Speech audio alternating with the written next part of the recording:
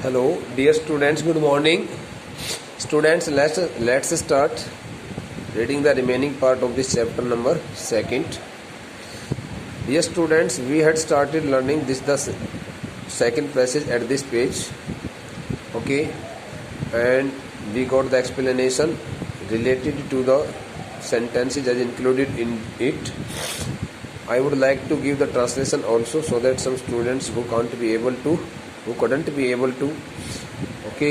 get the meanings of the translation and understand the sense of the translation, can also take some interest in this chapter and keep yourself fully prepared for the upcoming examinations. My acquaintance, again I read the same passage very fastly. My acquaintance with the barefoot rag pickers, नंगे पैर घूमने वाले इन कूड़ा करकट उठाने वाले बच्चों से मेरा परिचय जब अच्छी तरह से हो जाता है तो वह मेरा परिचय लीड्स मी टू सीमापुरी, मुझे सीमापुरी की तरफ लेकर के आ जाता है। अर्थात जब मैं उन रैग पीकर से बहुत अच्छी तरह से परिचित हो जाती हूँ तो मैं आखिरकार सीमापुरी नामक उस आवासीय क्षेत्र में उन सभी लोगों के मकानों को उनसे मुलाकात करने के लिए, उन बच्चों के माता पिता से मिलने के लिए मैं वहाँ पर चली आती हूँ। A place on the periphery of Delhi, Seemapuri एक ऐसा स्थान है जो दिल्ली शहर के बाहरी क्षेत्र पर बसा हुआ है। Yet miles away from it metaphorically Hindi में लांछनिक बोलते हैं। हालांकि लांछनिक रूप से देखा जाए तो ये अभी भी दिल्ली का कोई एक हिस्सा नहीं कहा जा सकता है, क्योंकि दिल्ली शहर से ये मीलों दूर बसा हुआ एक क्षेत्र है, काफ़ी मील दूर बसा हुआ एक क्षेत्र है। Those who live here are squatters who came from Bangladesh back in 1971. जो भी लोग इस सीमापुरी क्षेत्र के बाशिंदा हैं, जो लोग इस सीमापुरी नामक आवासीय क्षेत्र में रहते हैं, वे सभी लोग जो इस आवासीय क्षेत्र में रहते हैं यहाँ पर वे गैर कानूनन तरीके से कब्जाधारी हैं, क्योंकि उन्होंने सीमापुरी नामक उस क्षेत्र में आकर के जब रहना शुरू किया तो उन्होंने कहीं से कोई अनुमति नहीं ली। Who came from Bangladesh back in 1971, ये सभी गैर कानूनी तरीके से रहने वाले लोग वर्ष 1971 में बांग्लादेश से यहाँ इस जगह पर रहने के लिए आए थे और उन्होंने जो है ना बगैर किसी इजाज़त के, बगैर किसी अनुमति पत्र के और वहाँ पर उस क्षेत्र में रहना शुरू कर दिया था। Sahib families among them, Sahib जो कि उसका पूरा नाम साहिब आलम है, तो साहिब का परिवार भी उन सभी बांग्लादेशियों के परिवार में से एक परिवार है। Seemapuri was then a wilderness, ऐसा वो कहती है लेखिका कि सीमापुरी वर्ष 1971 के दिनों में एक खंडहर इलाका हुआ करता था, एक सुनसान निर्जन इलाका होता था। बहुत ज़्यादा घने पेड़ पौधे वहाँ पर उगे हुए होते थे, जिसको हमने कहा कि वुडेड रीजन जिसको कहते हैं। कोई लोग वहाँ पर नहीं रहा करते थे। अनइनहेबिटेड एरिया वह होता है जहाँ पर कोई व्यक्ति रहता न हो। तो सीमापुरी उन दिनों में एक खंडहर के तौर पर समझा जाने वाला, खंडहर के रूप में सुनसान प्रदेश के तौर पर, सुनसान इलाके के तौर पर जाना जाने वाला एक इलाका हुआ करता था। इट स्टिल इज, हालांकि आज भी सीमापुरी में कोई बहुत ज़्यादा चहल पहल नहीं है, आज भी सीमापुरी की कोई बहुत ज़्यादा इसका विकास नहीं हुआ है, पहले जैसा ही दिखाई देता है। But it is no longer empty, लेकिन आज सीमापुरी पहले की तुलना में बहुत ज़्यादा खुला क्षेत्र नहीं है, बहुत ज़्यादा उतना खुला क्षेत्र नहीं है जितना कि वो पहले हुआ करता था। अब वहाँ पर लोगों ने अपने मकान इत्यादि बना लिए हैं और आम व्यक्ति का वहाँ पर रहना सहना भी शुरू हो गया है। इन स्ट्रक्चर्स ऑफ मड, मैंने आपको बताया कि जो मिट्टी, चिकनी मिट्टी और घास फूस के बने हुए स्ट्रक्चर स्टैंड्स पर बेटा होम्स के लिए होता है, हाउसेज के लिए। घास फूस और चिकनी मिट्टी इत्यादि से लेप करके और चिनाई करके बनाए गए जो कच्चे जो मकान हैं उनके लिए इन स्ट्रक्चर जो मड लगाया जाता है। You may also describe it just like the cottages, huts in the small cottage shaped houses with roofs of tin. जैसे टीन नहीं डाल देते, टीन बोले टीन डाल दो भाई, टीन का मतलब क्या होता है, चद्दर, जिनकी छतों के ऊपर चादर डली होती है। And tarpaulin stands for here, waterproofed canvas होता है, और जो तिरपाल जिसको कहते हैं वाटर प्रूफ्ड कैनवेस। तो बेटा वाटर प्रूफ्ड कैनवेस का मतलब जो जिसमें से पानी नहीं आता हो, तो टीन डाल दी जाती है, चादरें डाली हुई होती है उनकी छतों के ऊपर, उनकी घरों की छतों पर तो चादरें डली हुई हैं और उस चादरों के ऊपर ही उन्होंने अपने तिरपाल वगैरह भी लगा रखे हैं ताकि बरसात के दिनों में उनके घर में पानी ना जा सके। डिवॉर्ड ऑफ का मैंने मीनिंग बताया, completely, lacked of, completely avoid it, किसी चीज़ से उस चीज़ का कोई रिलेशन ना हो। तो डिवॉर्ड मीन्स लैक ऑफ भी होता है, डिवॉर्ड मीन्स कट ऑफ भी होता है, किसी चीज़ से बिल्कुल कट ऑफ रहना। तो डिवॉर्ड ऑफ सीवेज, जहाँ पर ना ही तो कोई गंदे पानी के निकलने की व्यवस्था है। This the area is completely deprived of भी लिख सकते हो आप। Is complete deprived of the basic amenities, basic facilities like proper sewage system, okay, drinkable water, running drinkable pure and fresh running drinkable water. वैसे drainage का मतलब तो नालियों से जुड़ा होता है। आई एम सॉरी, ड्रेनेज का मतलब नालियाँ जो होती हैं। I am very very sorry बेटा, ड्रेनेज मीन नालियाँ। द वर्ड ड्रेनेज मीन्स बेटे the drains,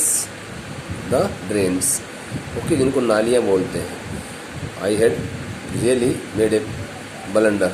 I could not understand the nature of this word. Or running water. Now I would like to describe it as a fresh, pure and drinkable water. So the area Simapuri at that time also lacked of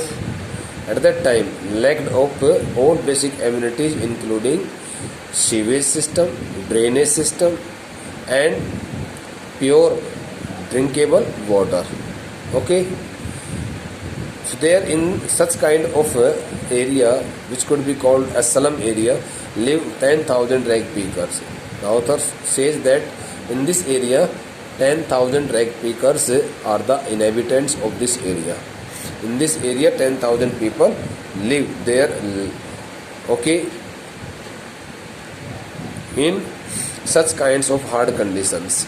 They have lived here for more than 30 years. Means how many years have passed since they started living here in this area? More than 30 years have passed since these old Bangladeshis started living in Simapuri. Without an identity, these the Bangladeshis have no identity. Without permits, they also have no legal permits of their occupants, okay, on that land. But with ration cards, only one thing is provided to these all Bangladeshis, and it is their ration cards, so that they can that get their names on voters lists, and with the help of the ration card, these the rag pickers, these the Bangladeshis also have their names in the voter lists, okay, and enable them to buy grain. So getting help of this the ration card, they can also buy or purchase the grain from the ration depots.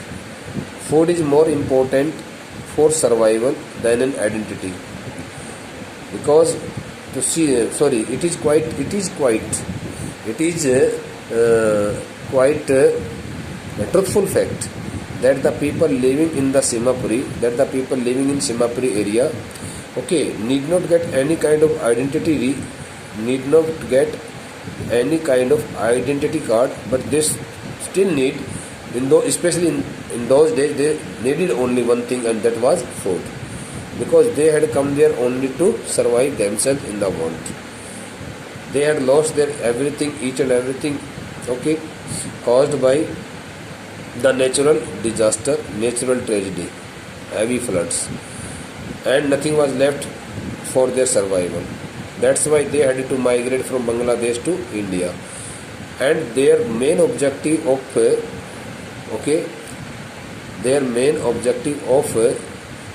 settling themselves in that wilderness, in that uninhabited area in the year of 1971 was only to get some food, okay, anyhow. So food is more important for survival than an identity. यहाँ सीमापुरी में रहने वाले लोगों के लिए पहचान इतनी ज़रूरी नहीं है। पहचान की तुलना में उनको तो भोजन चाहिए, भोजन के लिए वो वहाँ पर तरसते रहते हैं। If at the end of the day we can feed our families and go to bed without an aching stomach. We would rather live here than in the fields that gave us no grain, say a group of women in the tattered saris when I asked them why they left their beautiful land of green fields and rivers. When the author, while addressing a group of women,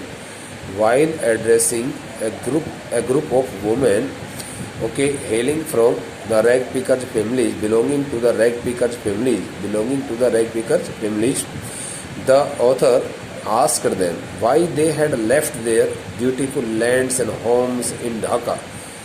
They used to live there in their beautiful homes, okay, situated amidst the green fields in Dhaka.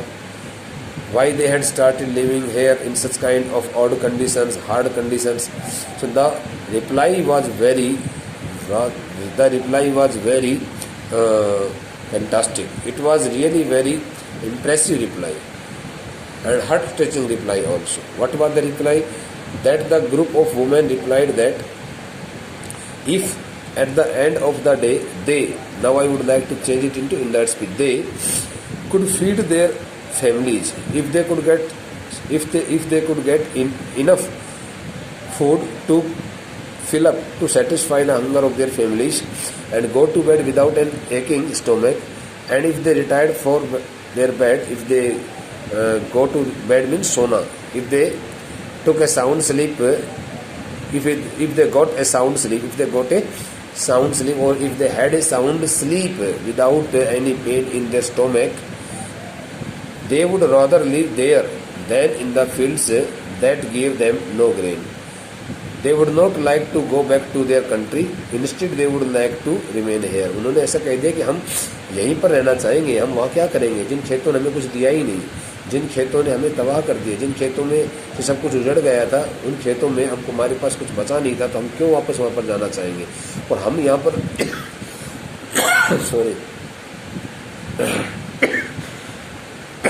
तब तक है जब तक कि हमारे को ये सब कुछ चीज़ें भोजन उपलब्ध होने लग रहा है. तो यहाँ पर देखो पूरा सेंटेंस आपको मैंने हिंदी में ट्रांसलेट कर दिया. व्हेन आई आस्क देम, यहाँ पर आई स्टैंड्स फॉर ऑथर, जिसका ऑथरेस भी कह सकते हो. जब लेखिका उन सभी महिलाओं के उस समूह से पूछती है कि why they left their beautiful land of green fields and rivers, कि तुमने सुंदर सुंदर हरे भरे खेतों और हरियाली से युक्त खेतों वाले और नदियों वाले सुंदर से देश को तुम क्यों छोड़ करके आए हो यहाँ पर, क्यों तुम इस प्रकार से इस वीरान जंगल में पड़ी हो. उन्होंने कहा कि वहाँ पर हमारे पास खाने के लिए कुछ नहीं था, या कम से कम हमें पेट भरने के लिए कुछ मिल तो जाता है. Wherever they find food, देखो कितनी बढ़िया बात कही है. हिंदी में बताता हूँ पहले तो. जहाँ कहीं भी, वो कहती है जहाँ कहीं भी हमें भोजन मिल जाता है, they pitch their tents that become transit homes. अब they stands for here the right pickers. अब लेखिका कहती है कि मेरा ऐसा मानना है कि इन लोगों को जहाँ कहीं भी भोजन मिल जाता है, मान लो कि सीमापुरी में रह रहे हैं, वहाँ सीमापुरी में रहते हुए उनका काम नहीं चलता है, उनको इतना कुछ कमाने को नहीं मिलता है कि वो अपने परिवार का भरण पोषण कर सके. Okay, if they don't get such kinds of things, and if they don't earn so much money that they can arrange the food for their families, so they would like to leave the same place also, and they would like to move to some other place. Wherever they find food, जहाँ कहीं भी उनको भोजन मिलता है, they pitch their tents and become transit homes. Transit का मतलब होता है बेटा मूवेबल भी कह सकते हो. वैसे मूवेबल का ऐसा नहीं कि घर चल पड़ता होगा, इसलिए ट्रांजिट का मतलब होता है make shift. Make shift means temporary. So they live in temporary houses. That's why they can pick up their tents and also pitch them at some other place wherever they manage food, wherever they get food. तो कहते हैं कि जहाँ कहीं भी उनको भोजन मिलता है, वे लोग क्या करते हैं, they pitch their tents, वो अपने तंबू को वहीं पर गाड़ देते हैं. That become transit homes, और इसीलिए उनके तंबू उठाऊ मकान बन जाते हैं, अस्थायी मकान के तौर पर बने रहते हैं. जहाँ मर्जी वहाँ पर वो अपने मकानों को गाड़ देते हैं. Children grow up in them, इनके जो बच्चे होते हैं वो भी इन तंबुओं में ही, सभी टेंट्स में ही बड़े होते हैं. बिकमिंग पार्टनर्स इन सर्वाइवल, इन परिवार के लोगों का जो जीवन बसेरा होता है उसमें वो उनके साझेदार बन करके वो बड़े हो जाते हैं, वो भी उनकी मदद करते रहते हैं। Okay, and survival in Seemapuri means rag picking. If someone wants to survive in Seemapuri, if someone wants to live in Seemapuri, so he or she especially the Bangladeshi will have to adopt the profession of picking the rags। वो कहता है कि सीमापुरी में रहना, सीमापुरी में जीवन यापन करने का मतलब है कि कूड़ा करकट इत्यादि को उठाना ही पड़ेगा। वहाँ इस प्रकार की गरीबी उन लोगों के पास थी। Through the years it has acquired the proportions of a fine art. वर्षों से और जो है ना वहाँ पर कूड़ा करकट उठा करके यह जो पेशा है, यह जो व्यवसाय है, ये इन लोगों के लिए एक वास्तविक, एक बहुत सुंदर कला के रूप में उनके सामने उभर करके आ गया है। Now the people don't want to give up this the profession of picking the rags. Now this the persons have been so much habitual, they don't want to live this the tedious job of picking the rags. They have become habitual, and this the profession has become an essential part of their life, and they take it as a fine art also। वे लोग जो है ना सीमापुरी में रहने वाले जो rag pickers लोग हैं वो इसको क्या लेते हैं बेटा, they consider it, they consider this the profession of picking the rags as a fine art। Garbage to them is gold। Garbage, the word garbage stands for the waste material। This the waste material, discarded items, okay, works as gold for them, because getting help of this the garbage, they collect some such costly things and such things which can be sold in the market and get some money also, okay, which can be sold in the market, and on the basis of that on the basis of a day's sale, on the basis of a day's sale, they can earn some money, and earning money, they can also arrange the food for their families। इसलिए वो कहता है कि garbage to them is gold. देखो इन सीमापुरी में रहने वाले लोगों के लिए जो गार्बेज है वो क्या है, वो अपने आप में एक सोना है, किसी सोने से कम नहीं है, ठीक है। जैसे किसी अमीर व्यक्ति के लिए सोना जितना महत्वपूर्ण होता है, वैसे ही इन सभी लोगों के लिए गार्बेज भी, ये मेटाफोर है यहाँ पर, ये मेटाफोर का प्रयोग किया गया बेटा यहाँ पर। It is their daily bread, garbage is their daily bread, क्योंकि गार्बेज को गंदगी के कूड़ा करकट के ढेर पर ही कुछ इस प्रकार की चीज़ों को तलाशते रहते हैं जो कि मार्केट में, बाजार में बिक्री करने योग्य हो, और वहाँ से वो सब कूड़ा करकट में से कुछ चीज़ें उठा करके बेच करके आते हैं, कबाड़ इत्यादि। तो उसके बाद उनको हर रोज़ का भोजन उनको मिलता है। A roof over their heads, garbage की मदद से उनको अपने सर छुपाने के लिए, सरों को छुपाने के लिए, सरों के ऊपर भी कह सकते हो वैसे तो इसके हिसाब से, उनके अपने सरों के ऊपर जो छत बनी हुई है वो भी उस गार्बेज की वजह से बनी हुई है। गार्बेज की मदद से ही वो इस प्रकार से अपने सरों को छुपा करके अपने मकानों में रहते हैं, चाहे वो भले कच्चे मकान क्यों ना हो। Even if it is a leaking room, ये देखो कह दिया, भले चाहे फिर वो ऐसी छत क्यों ना हो जिस छत में से पानी का नीचे रिसाव होता रहता है, but for a child it is even more. लेकिन बच्चे के लिए ये गार्बेज एक मात्र केवल एक आजीविका कमाने का स्रोत नहीं है, बल्कि उससे कहीं ज़्यादा और किसी चीज़ के रूप में भी प्रयोग होती है चीज़। ओके बेटे, I sometimes find a rupee even a 10 rupee note, Sahib says, its eyes lightening up. When Sahib meets the authoress again, so he comes to her and says that he sometimes finds a rupee even a 10 rupee note while searching for something in the heaps of garbage, dumps of garbage। वो कहता है कि madam महोदय जी, कभी कभार तो मुझे 1 रुपया भी मिल जाता है कुछ ढूंढते हुए गंदगी के कूड़े करकट के ढेरों के ऊपर, और कभी कभार मुझे एक 10 रुपये का नोट भी हाथ लग जाता है। Okay, when you can find a silver coin in a heap of garbage, you don't stop scrounging for there is hope of finding more. ये उदाहरण दे रही है कि when a child just like Sahib e Alam finds a silver coin in a heap of garbage, so his curiosity grows, okay, more, and he wants to get the same coins in more number, and he keeps himself quite busy in searching for the same items in the heaps of garbage। तो कहती है कि when you can find a silver coin in a heap of garbage, जब उदाहरण के तौर पर हम सभी को साथ लेकर कह रही है लेखिका कि मान लो कि जब कभी किसी गंदगी के ढेर में आपको कोई एक चांदी का सिक्का मिल जाता है, तो यू डोंट स्टॉप स्क्राउजिंग, तो आप ढूंढना बंद नहीं करोगे, तलाशना बंद नहीं करोगे, आपका वो तलाशने का कार्य और ज़्यादा जिज्ञासा के साथ बढ़ जाएगा। For there is a hope of finding more, क्योंकि आपके दिमाग में ये बात उभर आएगी कि मुझे और एक चांदी का सिक्का मिलेगा अभी, आप और कुछ समय तक के लिए लगे रहोगे। Similarly when the little children known as the rag pickers find some rupees, find some coins while searching for in the heaps of garbage, they don't stop themselves scrounging the same garbage, but they keep doing the same job for a long time, and their curiosity grows more and they don't want to leave this profession। उनको ऐसा लगता है कि आज मुझे 1 रुपये का सिक्का मिला है, आज वो दूसरे बच्चे किसी को 10 रुपये का सिक्का मिल गया उस गंदगी के ढेर में, कूड़ा करकट के ढेर में कुछ तलाशते हुए, तो उनकी जिज्ञासा इतनी बढ़ जाती है कि उनका मन करेगा कि अगले दिन तो यार मेरे को 20 रुपये का सिक्का जरूर, 20 रुपये का नोट जरूर मिलेगा। इस प्रकार से उनकी इच्छा बढ़ जाती है। It seem that for children garbage has a meaning different from what it means to their parent. इसका मतलब ये हुआ कि कूड़ा करकट का जो अर्थ, कूड़ा करकट का जो महत्व उनके अपने माता पिता के लिए है, उससे कहीं ज़्यादा अलग तरीके से उन बच्चों के लिए इसका महत्व बना हुआ है। फॉर द चिल्ड्रन, बच्चों के लिए it is wrapped in wonder, बच्चों के लिए ये कूड़ा करकट जो है यह आश्चर्य के आवरण में लिपटा हुआ कोई विषय है, आश्चर्य के आवरण में लिपटा हुआ कोई विषय है। The garbage is wrapped in wonder for children because they take it okay, they take it as a dream of getting something। वो ऐसा मानते हैं जैसे कि गार्बेज उनके लिए कुछ और प्राप्त करने का एक सोपन है।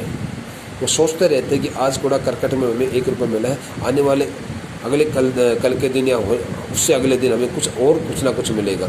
तो उनको इस बात से कोई लेना देना नहीं है कि हमारे को ये कूड़ा करकट का जो ढेर है जहाँ पर हम कुछ ढूंढते हैं ये हमारे लिए हमारा जीवन उपार्जन करने का साधन नहीं, उन बच्चों के लिए तो कुछ अलग ही चीज़ है। For the children it is wrapped means क्या होता है, covered by in wonder. Okay, बच्चों के लिए यह एक हैरानी के विषय में, ठीक है, बंधा हुआ कोई एक विषय होता है। हैरानी में यानी कि आश्चर्य में, उनके अपनी हैरानी के साथ बंधा हुआ कोई एक विषय है, लिपटा हुआ कोई विषय है, उनको हैरान करके रखने वाला एक विषय है। For the elders it is a means of survival, लेकिन उनके अपने बड़े बुजुर्गों के लिए, उनके अपने माता पिता के लिए, उनके अपने घर के बड़े लोगों के लिए यह है कि उनकी आजीविका का साधन है। मीन्स साधन, सर्वाइवल उपार्जन होता है, जीवन उपार्जन बोलते हैं, जीवन उपार्जन करना survival. Okay, to maintain the life.